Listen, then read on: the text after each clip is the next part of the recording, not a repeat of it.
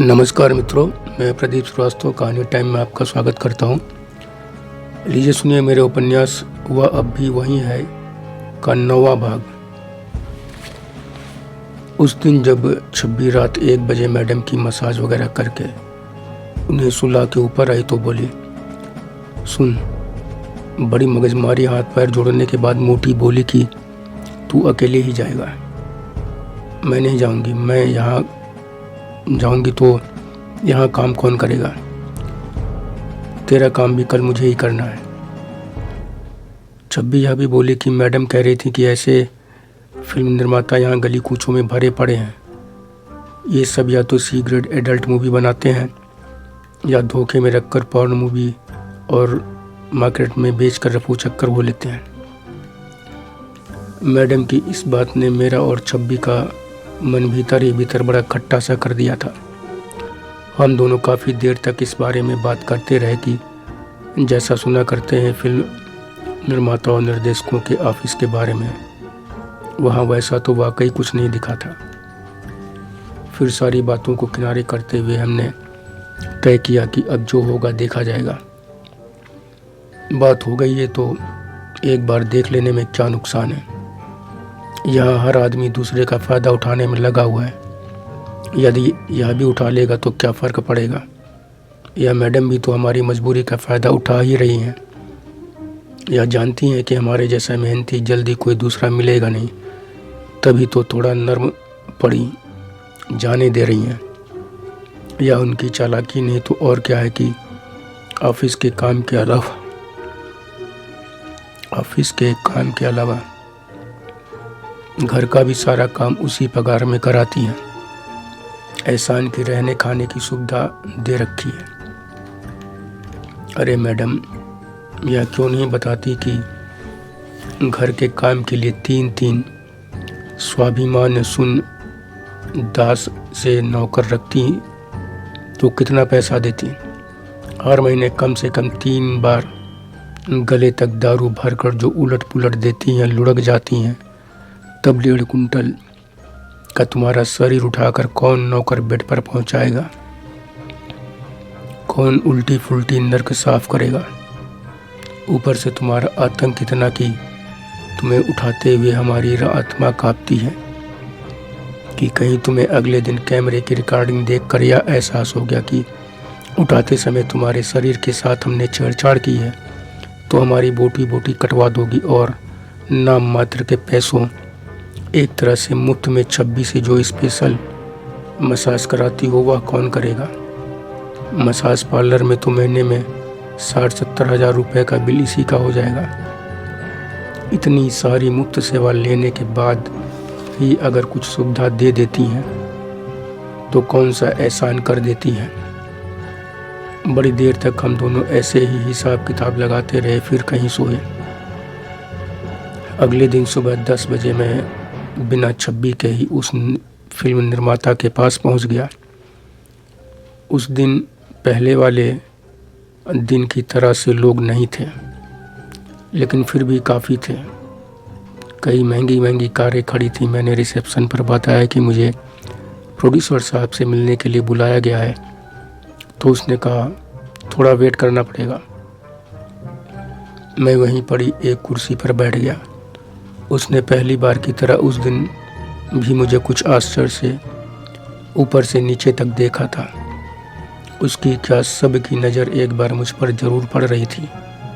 उस वक्त मुझे अपने बहुत ज़्यादा लंबे चौड़े शरीर पर बड़ा गर्व हो रहा था। मुझे लग रहा था जैसे मैं उन लोगों के बीच कोई बेहद खास व्यक्ति हूँ। बड़े लंबे इंतज़ार के बाद प्रोड्यूसर डायरेक्टर मिले। वही रूखा व्यवहार, वही जल्दबाजी, तमाम बातें जल्दी जल्दी बोल दी, जिनमें से बहुत सी मेरे पल्ले ही नहीं पड़ी। केवल इतना ही समझ सका कि 2 दिन बाद वारसोवा में शूटिंग शुरू होगी, वहीं पहुंचना। और बातों के लिए दूसरे आदमी के पास भेज दिया गया। उसने वारसोवा के उस जगह का पता दिया जहां पहुंचना था और कुछ पन्ने दिए। कहा इसे रट डालना, आगे जब तक कहा ना जाए तब तक दाढ़ी और बाल नहीं कटवाना। मैंने कहा ठीक है। लेकिन तभी मन में आया कि इसने सारी बात कह दी लेकिन पैसों का तो नाम ही नहीं लिया। तो मैं खुद को रोक नहीं पाया, बड़ी देर से मन ही मन उबल रहा था। तो मैंने सीधे सीधे पैसे की बात पूछ ली। इस पर उसने कुछ देर घूरने के बाद कहा, देखिए ऐसा है कि अभी हम कन्वेंस और फूडिंग का ही पेमेंट करेंगे, बाकी फिल्म के रिलीज़ होने के बाद ही होगा। मैंने कुल अमाउंट पूछा तो वह बड़ी उपेक्षा के साथ बोला, या फिल्म के बिजनेस पर ही डिपेंड करेगा। उसकी इस बात ने मुझे और ज़्यादा परेशान किया। मैंने तपाक से पूछ लिया कि यदि फिल्म ना चली तो? यह सुनते ही वह बड़ी रोष भरी आवाज़ में बोला, यह आप कैसे कह सकते हैं कि फिल्म नहीं चलेगी? उसके गुस्से ने मुझे चुप करा दिया। फूडिंग कन्वेंस का भी उसने क्लियर कर दिया कि जिस दिन शूटिंग चलेगी उसी दिन मिलेगा। बुझे मन से मैं लौट आया सुंदर हिडिंबा के पिंजरे में। मैडम सामने पड़ी तो उन्हें सब बताना पड़ा। मैंने कई बातें तोड़ मरोड़ कर बताई या बताई ही नहीं, लेकिन फिर भी उनके ताने व्यंग की मार से बच नहीं सका। रात में छब्बी ने वह कागज़ देखे जिसमें लिखे डायलॉग मुझे रटने थे। मैंने छब्बी को सारी बातें सच सच बता दी थी। उससे वह भी बड़ी निराश हुई थी, मगर आखिर तय यही हुआ कि अब जो भी है कदम बढ़ाया है तो पूरा चला ही जाए। सारे डायलॉग पढ़ने के बाद छब्बी बोली, साले ये कौन सी फिल्म बना रहे हैं? ऐसे डायलॉग वाली फिल्म तो परिवार बच्चे देख ही नहीं सकते। मैंने कहा, हाँ मुझे भी लगता है यह कोई एडल्ट फिल्म ही है। मैंने उस दिन यह भी मार्क किया कि छब्बी फिल्मी दुनिया के बारे में मुझसे कहीं ज़्यादा स्पष्ट समझ रखती है। 2 दिन बाद मैं तय समय से पहले ही वार्सोवा के पते पर पहुंच गया। वह एक बड़ा भारी मकान था। बहुत बड़े सिक्योरिटी पिकेट में गार्ड बैठा हुआ था। बाउंड्री से लगी कई कारें खड़ी थी, कुछ कारें अंदर पोर्च में भी खड़ी थी। आसपास भी कई बहुत बड़े बड़े मकान थे। मुझे वहाँ सन्नाटा सा दिख रहा था। मन में संदेह पैदा हो रहा था कि यह क्या गोरख धंधा है। कहा था यहाँ फिल्म की शूटिंग होगी और यहाँ तो ऐसा कुछ दिख ही नहीं रहा है। धड़कता दिल लिए मैं गार्ड के पास पहुँचा तो वह मेरी जिराफ सी लंबाई को सिर उठाकर देखने लगा। मैंने उसे बताया कि बात क्या है तो वह बोला, ओह अच्छा तो रुकिए 2 मिनट।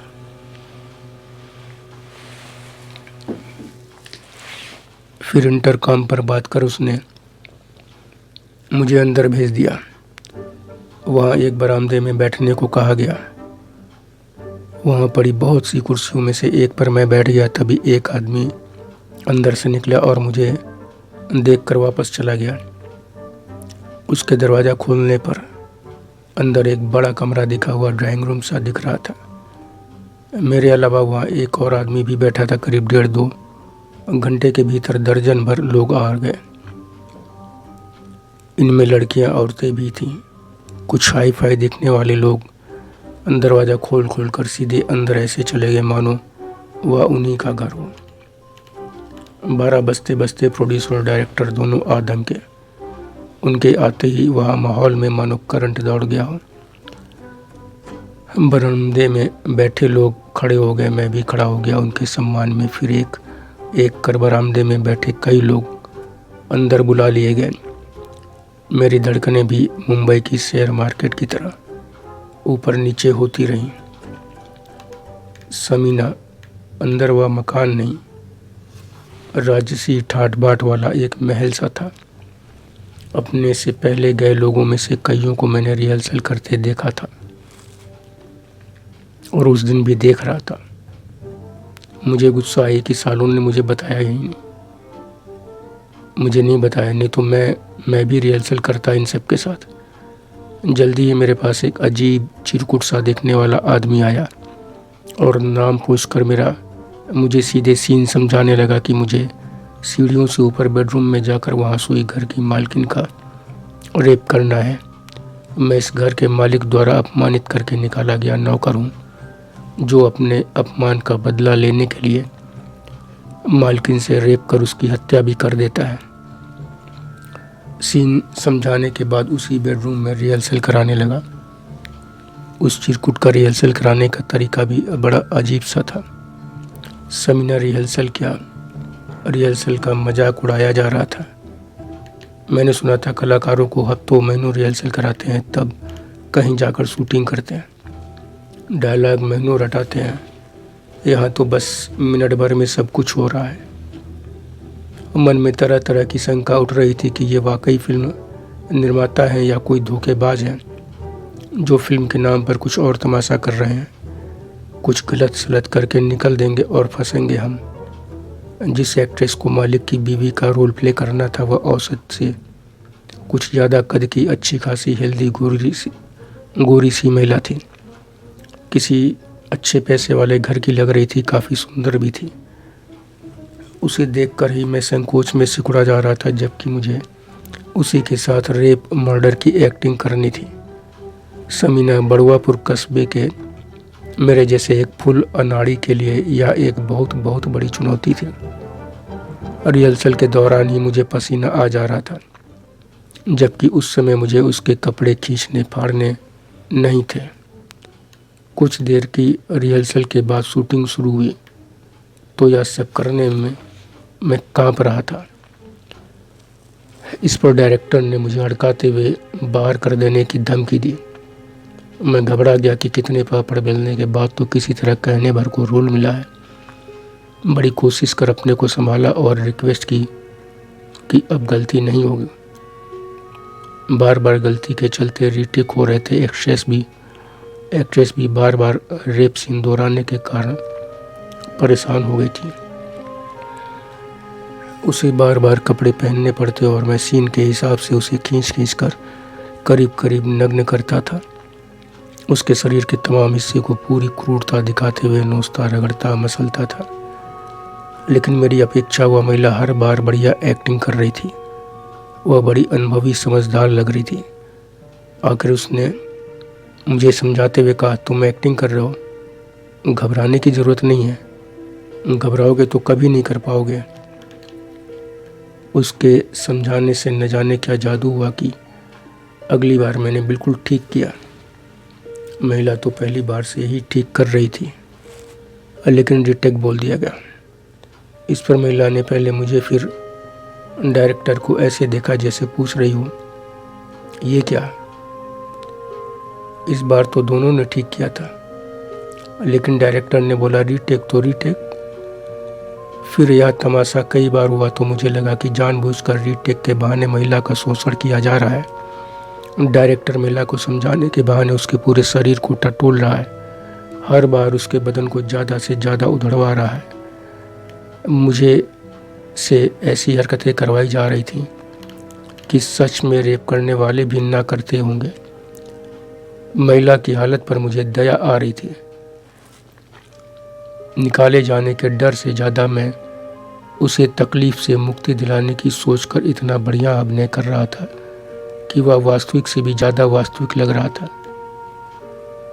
आखिर कई और रीटेक के बाद शॉट ओके हो गया। चिरकुट डायरेक्टर ने मुझे शाबाशी देते हुए मेरी पीठ ठोकी, लेकिन उसके कमीनेपन के कारण मेरे मन में आया कि उसे उठाकर पूरी ताकत से सामने दीवार पर दे मारूं। मुझे महिला की हालत पर बहुत दुख हो रहा था। मेरे राक्षसी जिस्म ने उसे सच में कई जगह चोट पहुंचा दी थी। शॉट ओके होने के बाद वह रो पड़ी थी। देर रात को सोने के पिंजरे में सुंदर हिडिंबा ने खाना खाने के बाद मेरे सपनों के महल की कई ईंटें एक साथ खिसका दी। उन्होंने सारी बातें जानते ही कहा, तुम अपना समय बर्बाद कर रहे हो, वो सब तुम्हें ठग रहे हैं, वो कोई फिल्म मेकर नहीं है, सी ग्रेड फिल्म के नाम पर भी तमाशा कर रहे हैं। ये लोग एक तरह से 2x मूवी बनाकर पैसे कमाते हैं और तुम जैसे हीरो हीरोइन बनने के लिए पागलों की तरह घूम रहे लोगों से मुफ्त में काम करवा कर रफू चक्कर वो लेते हैं। बाद में इन्हें ढूंढ भी नहीं पाओगे। जितना तुम बता रहे हो फिल्म में तुम्हारा रेप वाला हिस्सा छोड़कर और कुछ भी नहीं होगा। पहली बात तो तुम फिल्म ही नहीं ढूंढ पाओगे कि कौन सी फिल्म है जिसके लिए तुमने काम किया। नाम तक तुम्हें मालूम नहीं है। क्या करोगे तुम? बेवजह यहाँ काम छोड़ छोड़ कर हमारा भी समय बर्बाद कर रहे हो। सीधे अपने काम पर ध्यान दो, बहुत हो गया तमाशा। उनकी यह और अन्य तमाम बातें सुनकर मैं बिल्कुल पस्त हो गया। रात को चब्बी ने बात करने की कोशिश की तो मैंने कहा, चुपचाप सो जा, काहे को मगज खाती है। ये सुंदर डिम्बा सही कह रही है, मैं बेवजह समय बर्बाद कर रहा हूँ। मुझे किसी फिल्म में कोई काम धाम नहीं मिलने वाला और विलेन किंग बनना मेरी किस्मत में नहीं है। यहाँ जिनका कोई है उसी को कुछ मिलता है। कितनी पिक्चरों में देख चुका हूँ कि मेरे से भी ज़्यादा गए गुजरे एक्टिंग कर रहे हैं। अब नहीं बनना मुझे कुछ, जो बन गया बस वही ठीक है। इससे ज़्यादा कि मेरी हैसियत, मेरी औकात ही नहीं है। समीना यह कहकर मैं उसकी तरफ पीठ करके करवट लेट गया। छब्बी कुछ देर तो चुप बैठी रही, फिर बोली, देख ऐसे हार नहीं मानते। यहाँ जितने बड़े बड़े हीरो हीरोइन हैं सब ने शुरू में ऐसे ही सड़कें घिसी हैं, मगर कोशिश नहीं छोड़ी किसी ने।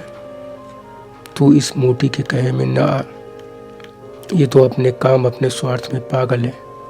उसको हमारे तुम्हारे जैसा देखा जाए मुफ्त का गुलाम कहाँ मिलेगा। इसीलिए वो कहती है कि तुम्हें कोई काम मिले ही ना। इसीलिए वो चाहती है कि तुम्हें कोई काम मिले ही ना, तू और कुछ करने के बारे में सोचे ही ना। इसीलिए तुझे भड़का रही है, तुझे पागल बना रही है। तू उसकी चाल को समझ, उसमें फंसने के बजाय ज़्यादा ताकत से कोशिश कर। समीना उस समय छब्बी की यह बिल्कुल सही बातें भी मुझे गुस्सा दिला रही थी। मैंने गुस्सा होकर कहा, अरे तू सो नहीं सकती क्या? मैंने कह दिया एक बार कि अब मैं कुछ नहीं करूँगा। जिस लायक हूँ वह बन चुका हूँ। साले दोस्तों ने धोखा दिया, चढ़ा दिया झाड़ पे। अब तू दारा सिंह को देख, अभी तू दारा सिंह को देख, उसको देख, इसको देख। ये सब अपनी पर्सनालिटी के ही कारण फिल्मों में काम किए। इन्हें कौन सी एक्टिंग आती थी? तू भी इनसे कम नहीं है। मैं साला चूतिया चढ़ गया झाड़ पर। सालों ने मुझे यही सब पढ़ा पढ़ा कर खूब खाया पिया। मेरे पैसे पर खूब ऐश की। कमीनों के लिए बाबू की कुर्ते दुकान के गल्ले से भी पैसा मार देता था। सालों ने लंबी लंबी हाँकी कि मेरा दोस्त वहाँ है, उससे मिल लेना। मेरा दोस्त ऐसा कर देगा, वैसा कर देगा, तेरा काम हो जाएगा। कोई बोलता मेरे रिश्तेदार, मेरा ये, मेरा वो। फर्जी फ़ोन नंबर, एड्रेस पकड़ा दिया। मैं भी साला पागल चला आया यहाँ ठोकरे खाने, न घर का रहा न घाट का। कुत्ता बन गया हूँ एकदम। बल्कि कुत्ते से भी बदतर, वो कम से कम शाम को घर तो लौटाता है। अब तुम भी उन्हीं कमीनों की तरह चढ़ाए जा रही हो झाड़ पर। लेकिन अब मैं नहीं चढ़ने वाला। अब साला चोरी डकैती कर लूँगा, मार डालूँगा दो चार को, मगर एक्टिंग का नाम नहीं लूँगा। समीना, उस समय मैं गुस्से से ज़्यादा अंदर से टूट रहा था। खुद को बड़ा कमज़ोर महसूस कर रहा था। मगर छब्बी एकदम टीचर की तरह बोल रही थी, सुन, मेरी सही सुन पहले। तुझे तेरे दोस्तों ने न चढ़ाया था झाड़ पर और न तू झाड़ पर चढ़ा है। उन सब ने भले ही तुम्हें झाड़ पर चढ़ाने के लिए ही सारी बातें कही थी, लेकिन सारी बातें हैं बिल्कुल सही। हाँ, अभी तू जो कर रहा है वह ज़रूर झाड़ पर चढ़ना है। मोटी के कहने पर तू चढ़ा जा रहा है कि नहीं करनी है एक्टिंग। मोटी तो चाहती है कि हम लोग उसके फेंके कुछ टुकड़ों के लिए पड़े रहें उसके पैरों में, अपना कुछ भी भला ना कर पाए।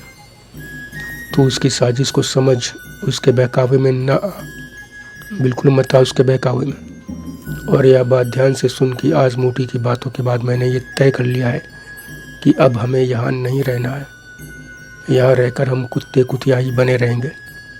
यहाँ से जल्दी निकलना है। और मैं तुझको बता दूं कि जब मैं अपने पर आ जाती हूँ ना, तो मुझे ये एक मोटी क्या 1000 मोटी भी रोक नहीं पाएगी। ठीक? मैंने खींचकर उससे कहा, चुप कर, ज़्यादा डींगे मत मार। बहुत देखा है तेरा भी नाटक, कितनी बार तो सारा जोर लगा लिया, निकल पाई यहाँ से। समीना इस बात पर छब्बी एकदम चिढ़कर मेरे सामने खड़ी हो गई और कुछ देर चुप रहकर बोली, सही कह रहे हो तुम। मेरी हर कोशिश को मोटी क्षण भर में बर्बाद कर देती, लेकिन तेरी बात ने मेरा खून खौला दिया है। अब तू भी मेरी बात ध्यान से सुन ले। मेरा भी नाम छब्बी है। आज शुक्रवार का दिन है, नोट कर ले। अगले शुक्रवार तक हम इस मोटी के पिंजरे से निकल कर कहीं और होंगे। अगर मैं यहाँ न कर पाई तो यहीं फांसी लगाकर मर जाऊंगी। मैं ये बात गणपति बप्पा सिद्धिविनायक भगवान की कसम खाकर कह रही हूँ। उनसे मैं प्रार्थना नहीं, उनको ये बता रही हूँ कि अगले शुक्रवार तक हमें यहाँ से निकाल कर अपने मंदिर में दर्शन के लिए बुला लेना, नहीं तो मैं यहीं मरकर तुम्हारे पास आ जाऊंगी। समीना उस समय वो इतने गुस्से में, इतनी दृढ़ता, इतने आत्मविश्वास के साथ बोल रही थी कि मुझे पूरा विश्वास हो गया था कि यह जो कह रही है वह जरूर करेगी। मेरा मन यह सोचकर घबरा गया कि यदि यह यहाँ से न निकल सकी तो ये आत्महत्या कर लेगी। फिर इस छलावे से भरी माया नगरी में मेरा कौन अपना होगा। एक यही तो है जो मुझे जी जान से चाहती है, मेरे हर सुख दुख की सच्ची साथी बनी हुई है। यह न रही तो मैं भी कितने दिन रह पाऊंगा। उस रात हम दोनों बहुत देर तक जागते रहे। गुस्सा कम होने पर छब्बी से मैंने पूछा, यहाँ से कैसे भागेगी, कोई रास्ता है क्या? ये जो सारी गृहस्थी जोड़ी है यहाँ से कैसे ले जा पाएंगे? छब्बी बोली, देख, अगर ये गृहस्थी आड़े आई तो मैं इसको भी यहीं लात मार कर चल दूंगी और तू भी इसके मुंह में ना पड़, समझा? यहाँ से निकल कर जो भी करेंगे इससे अच्छा ही करेंगे, और जब अच्छा करेंगे तो ऐसी एक नहीं 4 गृहस्थी बना लेंगे। अरे अपने साथ कौन सा लड़का बच्चा है जो काम नहीं चलेगा? जरूरत पड़ी तो भूखों रह लेंगे, पानी पी पी कर कई दिन जिंदा रहे हैं, आदत है इसकी। पानी नहीं मिलेगा तो बिना इसके भी कई दिन निकाल देंगे। बस तू साथ ना छोड़ना, क्योंकि पानी बिना तो मैं रह लूंगी कई दिन, मगर अब तेरे बिना नहीं रह पाऊंगी एक भी दिन, और तुझको ऐसे हार कर बर्बाद होते भी नहीं देख पाऊंगी, समझे? मर्द है, मर्द की तरह जी, अपना रास्ता अपने हाथ बना। दुनिया में कोई किसी के लिए रास्ता बना के नहीं देता कि ले भैया मैंने सड़क बना दी, अब तुम चलो। समीना, मैंने सोचा यह औरत होकर इतना हिम्मत कर सकती है तो मैं क्यों नहीं? आखिर मैं भी बड़वापुर का मर्द हूँ। उस बाप की औलाद हूँ जिसने अपने दम पर अपना सारा व्यवसाय खड़ा किया, पूरा परिवार चलाया, एक समय साइकिल पर बर्तन बेचने का भी काम किया। नाना अचानक मर गए तो 4-5 साल तक उनका भी घर संभाला। 3 सालियों की शादी तक की सालों को काम धंधे से लगाया। दुनिया ताना मारती, सौवा तो सारी कमैया ससुरारी में पाथे देता। उनके चरित्र पर लांछन लगाया गया कि सालियों से अवैध संबंध बना रखे हैं, सबको रखैल बनाए हैं, इसीलिए खर्च करता है सौवा। मगर बाबूजी पर ऐसे लांछनों का भी कोई असर नहीं पड़ा। वह अपनी धुन में लगे रहे।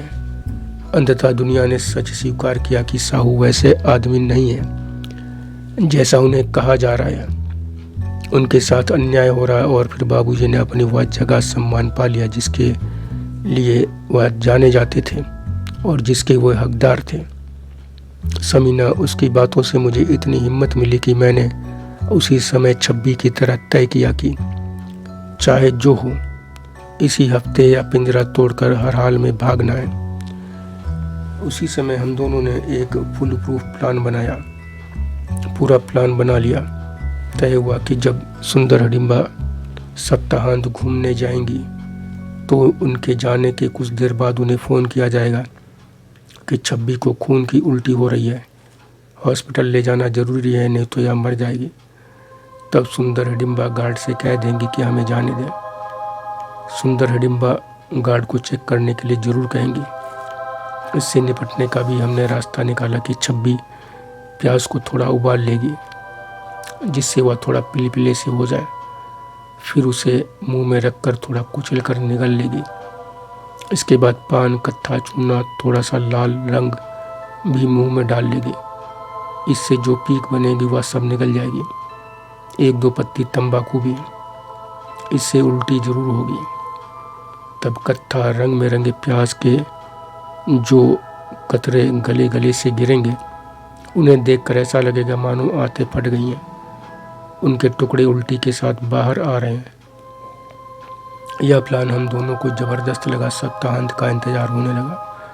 हम दोनों को एक एक दिन काटना भारी लग रहा था। सप्ताहांत के एक दिन पहले मोटी ने मुझे और तोंदियल को एक काम से नवी मुंबई भेज दिया। उस दिन दोपहर बाद से ही बारिश शुरू हो गई थी। पहले धीरे धीरे हुई, बीच में कई बार बंद भी हो गई, लेकिन शाम को लौटते समय तेज होने लगी। कुछ देर तो इतनी तेज हुई कि लगा जैसे यह बारिश इस नगरी की माया को खत्म कर देगी, सब कुछ बहा ले जाएगी सागर में। सड़कों पर पानी घुटनों से ऊपर बह रहा था। अच्छा यह हुआ था कि मेरी मोटरसाइकिल खराब थी। हम बस से ही गए थे। वापसी में बस एक जगह स्टॉपेज पर रुकी तो वहीं बंद हो गई। ड्राइवर ने बहुत कोशिश की, लेकिन वह दोबारा स्टार्ट नहीं हुई। मजबूरन सारी सवारियां उस पानी में ही उतरी और फुटपाथ पर घुटनों तक पानी में अगले साधन की तलाश में आगे बढ़ चली। मैंने और तोंदियल ने भी पैंट जितनी ऊपर खींच कर चढ़ा सकते थे चढ़ा ली। तोंदियल ने अपनी चप्पल भी हाथ में ले ली। चमड़े की चप्पल वह पानी में नहीं भिगोना चाहता था, लेकिन मैं अपनी सैंडल पहने रहा। मैंने सोचा यार पैरों में कुछ लग गया तो मुसीबत हो जाएगी। सैंडल खराब होती है तो हो। तोंदियल और मैं दुकानों के एकदम किनारे किनारे सटकर चलने लगे। तोंदियल आगे आगे चल रहा था। हम 50 कदम ही आगे चले होंगे कि तोंदियल एक दुकान के बाहर रखे एक स्टैंड से चिपक गया। उसके मुंह से ओ ओ कर घुटी घुटी सी आवाज़ें निकलने लगी। मुझे समझते देर नहीं लगी कि वह करंट की चपेट में आ गया है। बारिश अब भी हो रही थी। मैं तोंदियल को बचाने के लिए तड़प उठा। लकड़ी, प्लास्टिक, रबर का कुछ भी ऐसा सामान नहीं मिल रहा था जिससे मैं उसे छुड़ाने की कोशिश करता। दुकान के अंदर से भी लोग उसको बचाने के प्रयास में लग गए, मगर संयोग से उनके पास भी उस बारिश में करंट से बचाने के लिए तत्काल कुछ नहीं मिल पा रहा था। सब हड़बड़ाए से इधर उधर देखते रहे, करते रहे, बल्कि खुद को सुरक्षित रखने को लेकर ज़्यादा सजग हो गए। मुझे कुछ नहीं सूझा तो व्याकुल होकर उस दुकान से पहले वाली दुकान पर थोड़ा बाहर रखे एक पैक कार्टन को उठाया और पूरी ताकत से तोंदियल पर फेंका। तोंदियल इससे आगे को गिर गया। करंट की चपेट से वह बाहर आ गया था। मैं जल्दी से उसके पास पहुंचा। उसे देखा तो मेरे होश उड़ गए। लोगों ने मुझे और उसे घेर लिया था। सब हॉस्पिटल ले जाने के लिए बोलने लगे, लेकिन उस बारिश में नदी बन चुकी सड़क पर कोई साधन नहीं मिल पाया।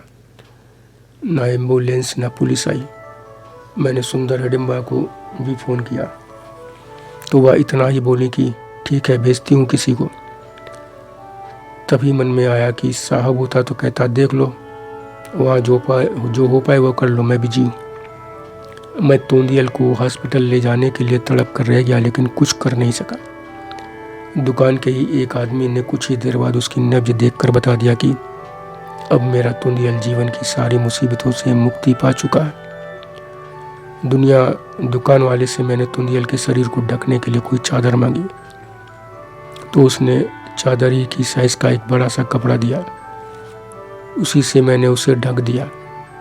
सुंदर हिडिंबा को फिर बताया कि अब तोंदियल नहीं रहा तो उन्होंने करके फ़ोन रख दिया। धन्यवाद मित्रों, शेष अगले भाग में।